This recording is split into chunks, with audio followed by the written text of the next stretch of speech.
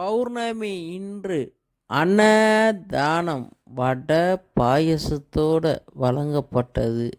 ஆனைக்குப்பம் அருள் செல்வம் அண்ணன் DMK DMK அண்ணன் அவங்க அப்பா ஞாபகத்தமாக பௌர்ணமி இன்று அவங்க அப்பா அம்மா ஞாபகத்தமாக அன்னதானம் வழங்கினார்கள்.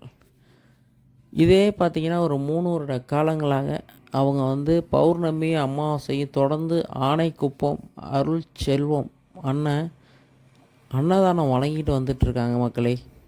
ஒரு நாள் 2 நாள் இல்லை, 3 வருட காலங்களாக தொடர்ந்து மாதம் ஒரு முறை அமாவாசையும் பௌர்ணமியும் இந்த நாளில் அன்னதானம் தொடர்ந்து வழங்கிட்டு இருக்காங்க. அவங்க அப்பா அம்மா ஞாபகத்தமாக ஆனைக்குப்பம் அருள் செல்வம் அண்ணன் அவங்க இந்த விஷயம் செஞ்சிகிட்ருக்காங்க. இதெல்லாம் சாதாரண விஷயமே கிடையாது மக்கள். இதெல்லாம் ரொம்ப ரொம்ப பெரிய விஷயம். அவங்க புள்ள, அவங்க தலைமுறை, அவங்க குடும்பத்தையும் இந்த புண்ணியம் அப்படியே போய் சேரும்.